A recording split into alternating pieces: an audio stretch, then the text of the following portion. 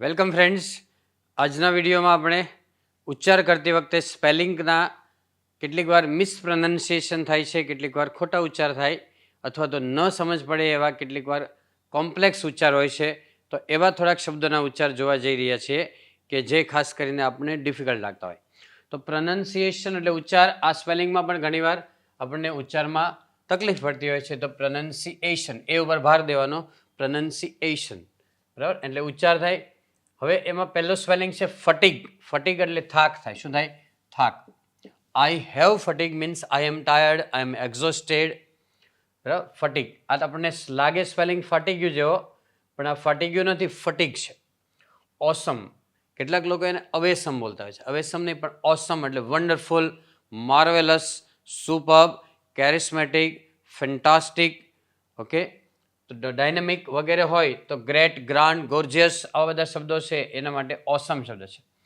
આ છે કર્નલ એટલે અધિકારી થાય, બરાબર. ઓસમ એટલે અદ્ભુત છે અને કર્નલ એટલે લશ્કરી અધિકારી છે, બરાબર. કોલોનેલ જેવો લાગશે પણ એ કર્નલ છે. જે રીતે સોલ્જર હોય, લેફ્ટનન્ટ હોય, બ્રિગેડિયર હોય, હવાલદાર હોય, મેજર હોય, એમ કર્નલ એટલે લશ્કરી અધિકારી છે. મિસ્ચીવસ એટલે તોફાન થાય. શું થાય? મિસ્ચીવસ એટલે તોફાન, બરાબર. એપિટમ એટલે ઉદાહરણ, શ્રેષ્ઠ ઉદાહરણ, બરાબર. ઉદાહરણરૂપ હોય તો એને કહેવાય એપિટમ એટલે ઉદાહરણરૂપ. પછી આમંડ, એલ સાયલેન્ટ છે આમાં. આમંડ એટલે બદામ થાય, આમંડ બોલાય છે. બુકે, એમાં ટી સાયલેન્ટ છે, આને બોલાય છે બુકે. ગુલદસ્તો છે, ફૂલદસ્તો, ગુલદસ્તો એ બુકે. બેરી, આપણે બોરી જેવો સ્પેલિંગ લાગશે પણ એ બેરી છે. બેરી એટલે દાટવું થાય. શું થાય? દાટવું અથવા દફનાવવું, સંતાડી દેવું, એને બેરી કહેવાય. પછી કેવસ, આનો ઉચ્ચાર થાય કેવસ એટલે અંધાધૂંધી થાય.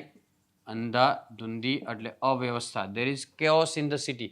સિટીની અંદર તોફાન હોય, બરાબર, કંઈ વાથાકૂટ હોય તો એને કેઓસ કહેવાય. અંધાધૂંધી, બધું આડોળું થયેલું હોય તો એને કેઓસ કહેવાય. ક્લોથ્સ એટલે કપડાં. મિત્રો, આ ઈએસ હોય ને તો એને ક્લોથ્સ બોલાય. ક્લોથ્સ એટલે સીવેલા કપડાં થાય, ગાર્મેન્ટ્સ થાય. અને ખાલી ક્લોથ એટલે કાપડ થાય. કાપડ હોય ને તો એને ટેક્સટાઇલ અથવા ફેબ્રિક કહેવાય.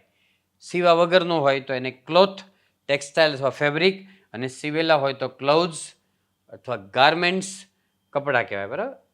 Okay friends, so that's all. Happy learning, happy sharing. Thank you very much.